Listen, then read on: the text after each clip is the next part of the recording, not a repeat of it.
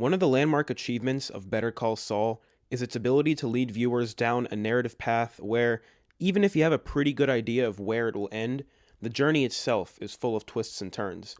By nature of being a prequel, we knew where many of the pieces would end up by the time the series came to a close, but we've continuously been sidelined by just how such pieces fall into place. These last few episodes, however, starting with Nippy, flipped the prequel tag on its head by becoming a sequel instead. Technically, the story of Better Call Saul ended with fun and games. Everything that has transpired afterwards, save for several intercut scenes that played out in color, has been a sequel to the events of Breaking Bad, acting as a finale to the entire universe rather than just a finale to Better Call Saul. Despite this, however, that trademark narrative achievement could still be found in this episode. Most of us likely figured Saul would end up in jail, as that was just about the only truly logical ending for his character, but what a roller coaster ride the events leading up to that inevitable conclusion were. I was really glad to see that Peter Gould wrote and directed this episode. Not only is it fitting, seeing as, this show was his brainchild to begin with, but he treated us to a side of Jimmy that we had been missing for a while now, and served up excellent legal drama that harkened back to some of the earlier moments of the series before it started to really lean into the Breaking Bad atmosphere and tone. As it happens, Gould was in charge of a lot of those earlier episodes, and as it also happens, Season 1 is my second favorite season of the series behind Season 5. So it was a welcome treat for me to see Gould's name come up in the credits as writer and director, as I knew from that moment I'd be in for something truly marvelous. Now, of course, I think every season of the show is phenomenal, but there's something about those first couple of seasons when the universe of ABQ was still pretty small scale and the narrative was even more personal and introspective that has always stuck with me and is one of the highlights of what makes this entire show so damn spectacular. But I digress. In a video about the series finale, here I am talking about Season 1. Although in fairness, as you'll see, this episode does pay tribute to a lot of earlier moments in the show that are absolutely worth bringing up. I want to start, however, by discussing the time machine question that comes up twice in the episode, and arguably a third time in metaphor, but I'll get to that. We open with a look into a previously unseen exchange between Jimmy and Mike during one of the most memorable episodes of the series, Bagman. In the scene, Jimmy and Mike take a breather by a large supply of water they just stumbled across. Jimmy pops the question, if we took this money, ran, and built a time machine, where would you go? What would you do? To which Mike takes a couple of moments to contemplate before settling on a final answer. March 17th, 1984.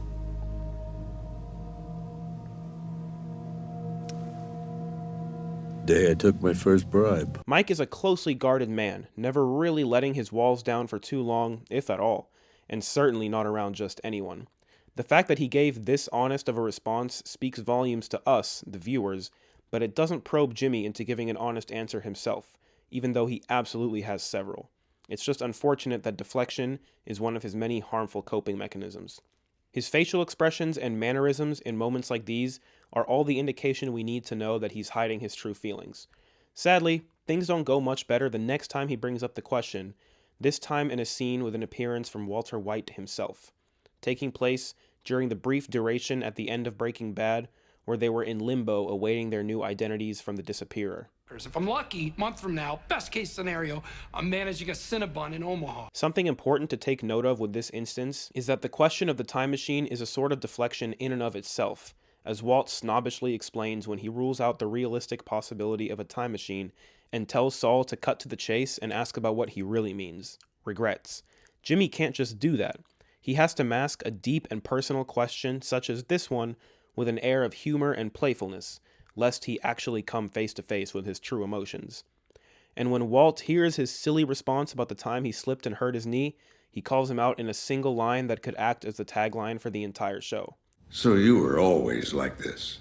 And like Mike, Walt gave an honest answer as well, reminiscing on when he made that critical decision to leave Gray Matter. But before giving that answer, he glances at a special watch on the nightstand, the one Jesse gave him for his 51st birthday. Lots to think about there when you take into account the relationship between Walt and Jesse in Breaking Bad. But what about that third time machine instance that I hinted at earlier? Now, what I'm about to offer up should definitely be taken as mere speculation, but the Chuck cameo we get towards the end of the episode is, in my eyes, something of a metaphorical manifestation of the time machine question, while also acting as one of Jimmy's potential honest responses that were festering in his mind both times he brought up the question. Now, I could do a whole entire video on Chuck alone.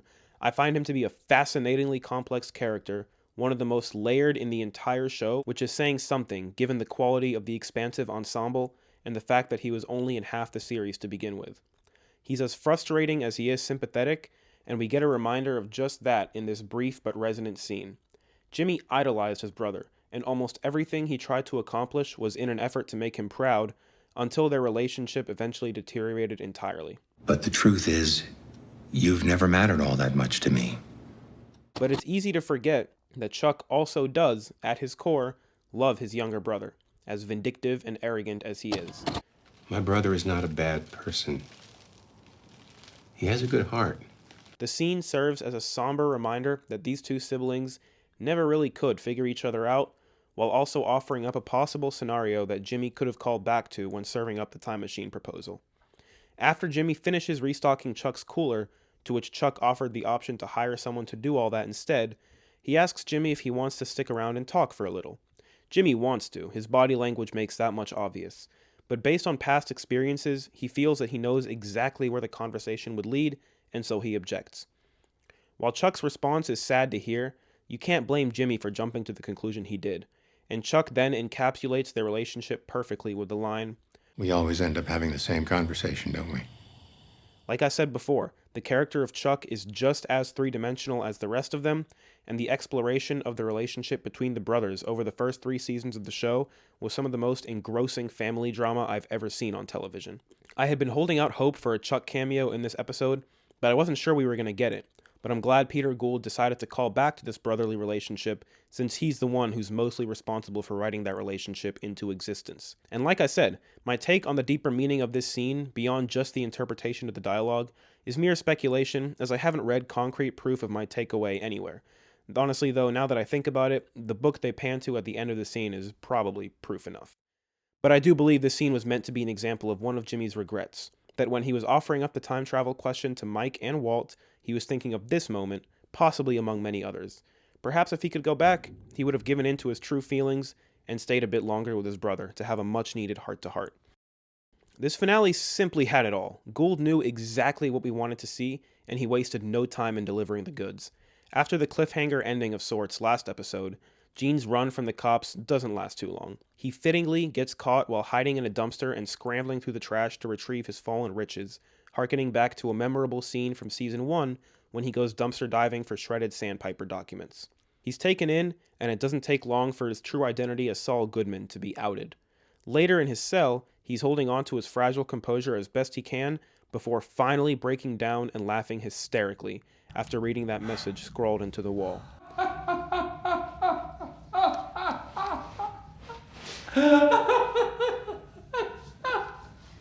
This was an easy standout moment for Bob Odenkirk, who plays that mental breakdown to perfection.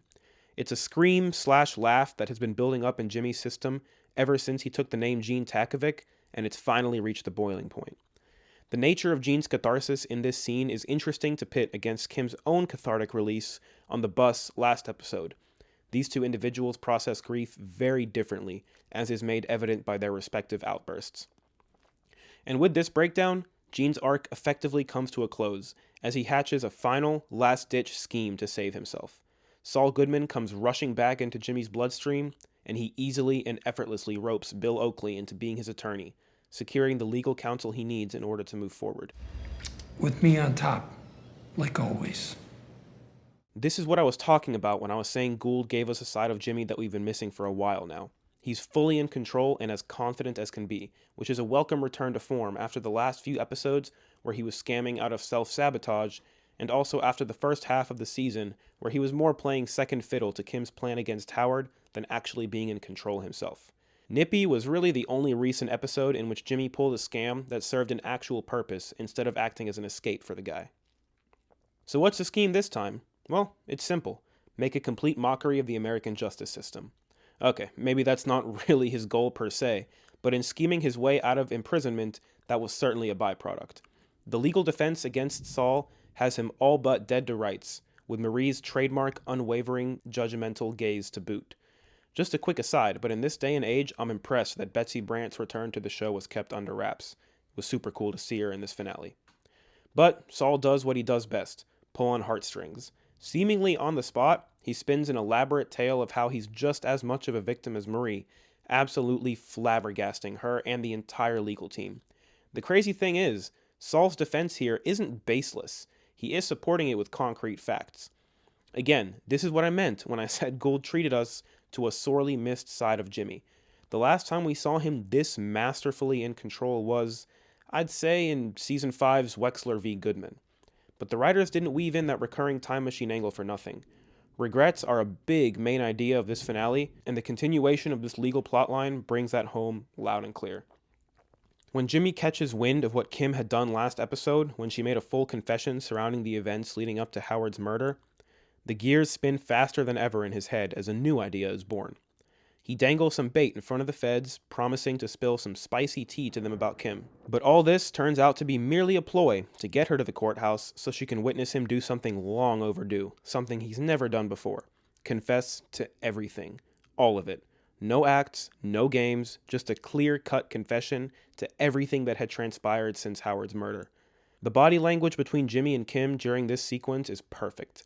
Kim's icy stare almost betrays her unflinching composure as Jimmy walks in and makes eye contact, but when she realizes why he really brought her here, she loosens up a little and lets the emotions wash over her. I found many of the moments to be reminiscent of the Season 4 finale Winner, when Jimmy plays the courtroom to get his law license back. It's funny, because even though he's telling the unadulterated truth here, he still is pretty much using the courtroom as his sandbox to get what he really wants. Absolution in the eyes of Miss Wexler. He stops at nothing to achieve this. He sees that she's not really responsive after he admits to relishing his status as Walter White's accomplice, so he doubles down and takes it a step further, touching on Howard and then coming clean about his fractured relationship with Chuck and how he drove his own brother to suicide. There's some amazing visual storytelling at play here, like the close-up on the exit sign when Chuck is brought up, and the shot of Kim framed in the crosshairs of the architecture during the beginning of this sequence, practically spilling the beans as to what was going to transpire next, along with Jimmy's It's showtime. that all but proves to the viewer that things are not about to go as planned. There is a metric fuckton of things I would love to discuss at length here regarding this finale, but this video is already getting fairly long and I still need to talk about the phenomenal ending and the closing images of the series, so forgive me if I'm kind of speeding through the breakdown of the actual narrative here. But the alternative is this video being like an hour long. So bear with me, I'm trying to spend time on what's really important in an episode chock full of unforgettable sequences. Not an easy feat. So with that in mind, let's fast forward to the ending. Okay, actually, you know what? I lied. There is one more thing that's important to highlight. At the end of Jimmy's courtroom charade, he absolves himself of the name Saul Goodman and announces to the court that his name is James McGill. The name's McGill. I'm James McGill. It's a nice sentiment, but he can't have his cake and eat it too. The only person whose opinion he gives a damn about is Kim's, so that's what he gets, nothing more. Despite trying to distance himself from the Saul persona, it just isn't that simple. For better or worse, that's the only name the general public is ever going to know him by, as is made evident by that over-the-top borderline dance number on the bus. But the silver lining there is that Saul has some solid clout with his fellow prisoners, which honestly makes sense, and I'm not really sure why I never thought about that possibility until it was presented to us. So despite the fact that he's going to be living out the rest of his days behind bars, at least he won't have to be constantly scared and looking over his shoulder. But I liked the affirmation that just because he publicly made a full confession and is atoning for his sins now in jail, he can't just wash away the boisterous persona that he had created as a coping mechanism. Saul Goodman is always going to be a part of him, even if only by name at this point. Alright, now let's talk about that ending. God damn, that ending. If you ever want to see a grown man cry, just come over and watch the ending of this finale with me, but fair warning, I'm not responsible if you start tearing up yourself. I had mentioned in a previous video I made about Waterworks that when we got that shot of Gene somberly staring at his Saul commercials and they were reflected off his glasses in color as a callback to the show's pilot, that I was unable to come up with a word or phrase that could accurately or justifiably encapsulate the emotions that scene elicited from me. Well, it's the same here. When the shot of Jimmy and Kim sharing a cigarette got framed up and the lighting mirrored that of their first scene together in the pilot, I was already fighting back my own waterworks. Not to mention the fat lump that was manifesting in my throat. But then Shared Smoke started playing, also as a callback to the pilot, and that's when I started losing the battle. Even writing this now, after I've had time to soak in this finale, I can't come up with the words that would do my emotions justice. Few scenes in film or television have struck me the way this scene did, and its affective power is something that will always be present no matter how many times I watch it. Everything about the sequence was just perfect. The framing, the blocking, the lighting, along with the music, perfectly captured the aesthetic of their first scene together in the entire series, and the visual storytelling with the cigarette being in color, representing the flame between the two still being lit, was the cherry on top. I love the stylistic choice to use color very sparingly over the course of the last few episodes. Nippy, if I remember correctly, didn't have any color, but the subsequent episodes have used color to signify different time periods throughout the overarching narrative and to highlight important items to the plot like the commercials and the cigarette. And what's more, these black and white episodes are such a mesmerizing showcase of modern film noir in mainstream media, something we really don't see a lot these days.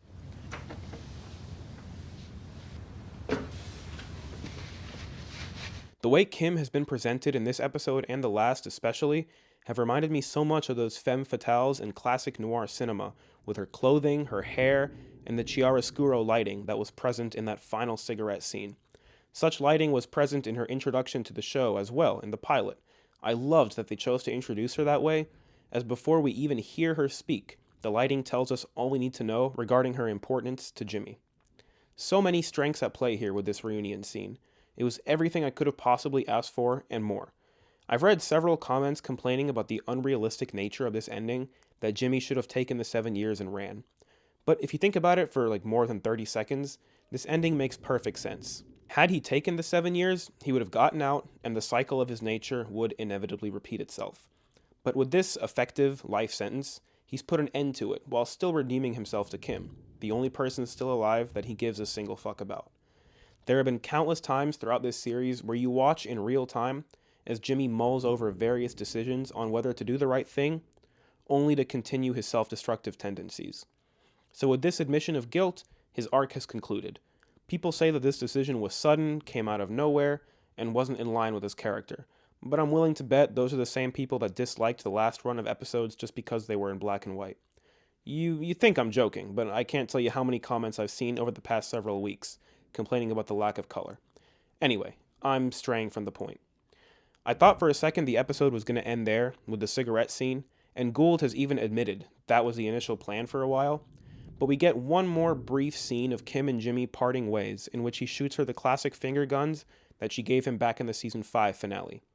At first, it doesn't seem like she reciprocates the action, but in a blink and you'll miss it moment, her hand at her side does appear to take the form of a gun. The key word here is appear. I can see how some people would consider that a bit of a stretch, but at the same time it does seem sort of intentional. I'm on the fence myself, but I can definitely understand both sides. And that's it. As Kim walks away, the building slowly obscures Jimmy from view, and once he's no longer visible, we cut to black and the credits start to roll. An absolutely beautiful ending, and probably my favorite finale in television history. I even prefer it to the Breaking Bad finale, but if you know me, then that really shouldn't come as a surprise, since I think this show is better than Breaking Bad to begin with. But that's a topic for another video. There is so much more that I could talk at length about regarding this finale, but I gotta know when to call it quits, otherwise this video is going to surpass the length of the episode itself. I definitely plan on coming out with more Better Call Saul content in the future, though, so get subscribed if that's something you're into. And if you enjoyed watching this video and listening to my thoughts, consider leaving a like on your way out. Thank you guys as always for watching, and until next time, take care of yourselves. Peace out.